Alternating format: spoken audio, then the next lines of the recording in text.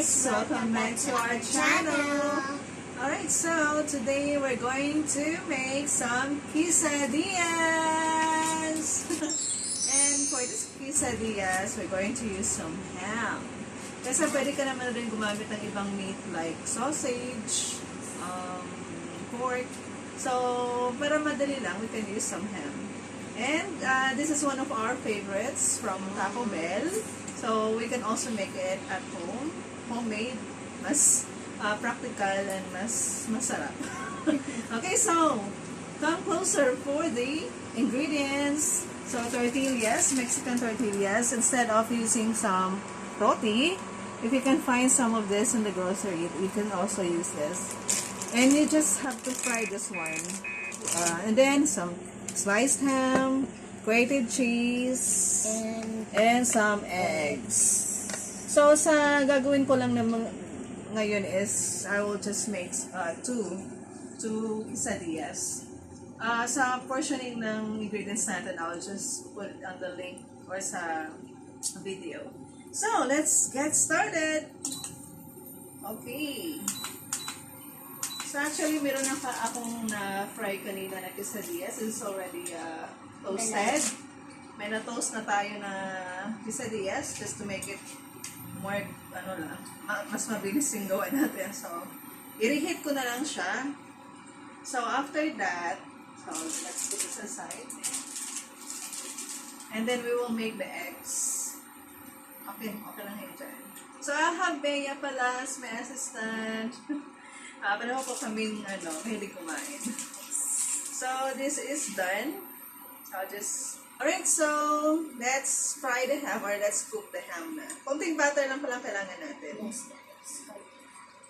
Konti lang. Pero kain nyo ng butter, okay lang naman. Kung gusto nyo ng mas healthy yung nyo. Or kung talagang non-stick yung nyo. Yeah. Talagang non-stick. Okay, so, I'll put in the ham na lahat. Actually, hindi ko naman talaga to gagawin lahat. Lulutuin ko na lang lahat. So, lagay natin sa Napakadali lang nito. second table. Instead na maghahanap kayo ng quesadilla sa mall or sa Taco Bell or kung saan-saan pa. So, just make your own. Ang bango ng... Bango, no? May, Bango ng... ganito. Oh, yung my good. Butter. Bango ng butter. Alright. Come closer. Focus ng ating ham. So, feeling ko mamaya pa ito maluto. Lang, for Sorry, just put everything. parang ham pa lang natatakon na ako. Kita nyo ba yung puwet ng kaldero? Ng kawali, guys. Ayan. So, set aside. And then, we'll move on to the eggs. Oh, eggs ba? Okay. Ito yung next step. It's called... Actually, this is good for 6 quesadillas. So, I'll just make a little portion of this. I'll just try ko lang kung kaya. Dapat bumilog ka! Bumilog ka! So, yun, tayo natin. Kasi pag medyo maliit naman yung kawali natin, naka-form na yun as round. And then, madali na natin ilagay yung ating quesadillas. Or yung ating, roti.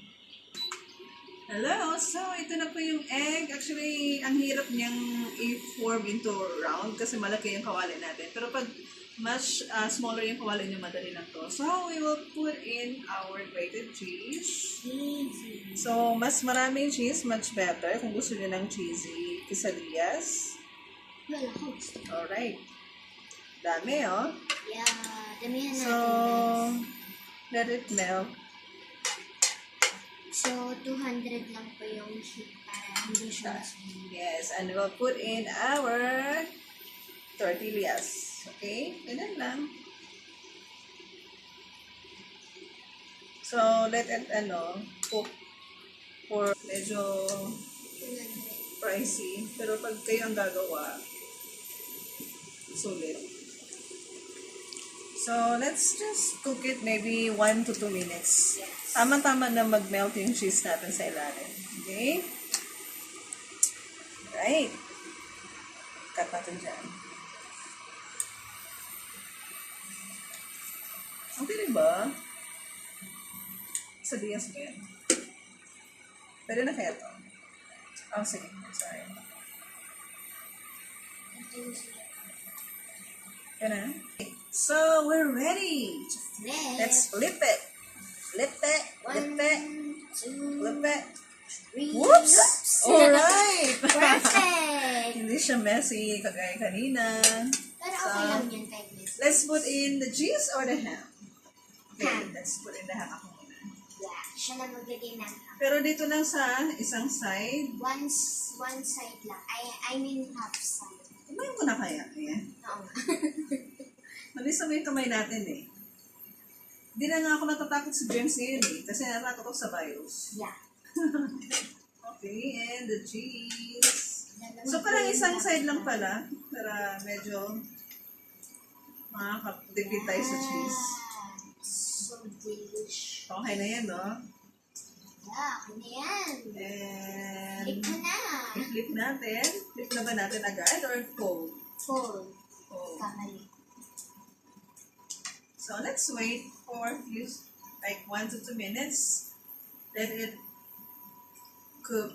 Mag-melt medyo yung cheese natin. Pero feeling ko parang masusunog na yung tortilla natin. Okay, okay lang. Okay, hold natin guys. Yun, hindi siya masyado mainit. Alright. Makrunchy po ba siya? Okay. Wow. Perfect na. Galing ah. Sumunod siya. Sige. Pera. Let's flip it to the other side. Ooh. Whoops. Alright. Tumatalon sa isa. Oh, narinig ko siya. Nagluluto. Yung cheese natin. Pero much better kung gumagamit kayo ng quick melt. Yung madaling mag-melt yung cheese natin. Mas masarap. Hindi kasi ito quick melt eh. Kasi wala nang available quick melt sa grocery. Kaya yung cheddar cheese na lang. Alright. So, I think that's almost done. Diba? Sarap tingnan. That's quesadillas. Ham quesadilla. Okay. Alright. So, ito lang po yun, guys. If you want to try this, try it. Try it. Agad-agad. Okay. Alright. So, here is our quesadilla. Homemade quesadilla. So, we already cut it into triangles kasi, di ba, yung original quesadilla, nakakat siya into triangles. So, pwede natin sa labas. So, ito pa, more quesadilla. Nakapagluto pa tayo ng marami. So, let's try it. Meron tayong salsa to match with the quesadilla. But if you want to try it just by its own, okay then. So, let's try.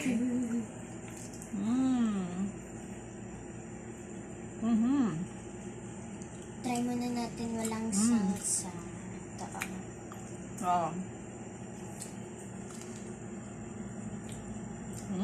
Masarap siya. Sarap, no? As in, Malasahan mo yung itlog, yung egg. malasahan mo yung cheese. Now, let's try with the salsa. Sarap.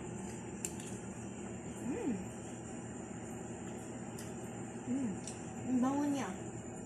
Ito siya, guys. Kain po tayo. Yum. Masarap. Lalo na pag may salsa. Bagay. Oo, di ba? Pero yung cheese pa lang, lalo na pag mozzarella or much better na cheese, mas masarap. So, one more bite.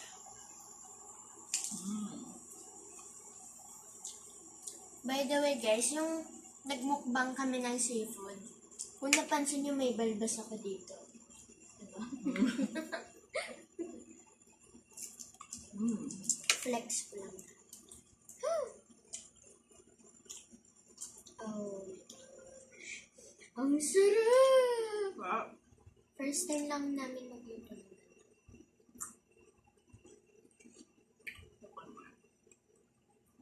Ubusan na namin to.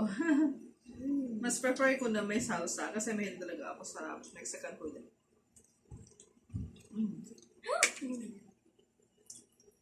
Meron din kaming Coke.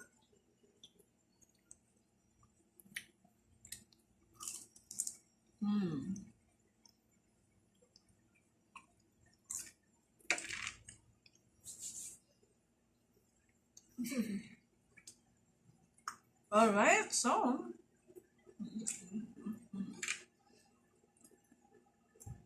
Sarap na. alright, so that's it for today. Thank you for watching our mukbang, our cooking and mukbang vlog. And I hope you will still watch our next mukbang and other vlogs. Thank you guys. Please like and subscribe our channel. Bye bye. Keep safe. Bye-bye!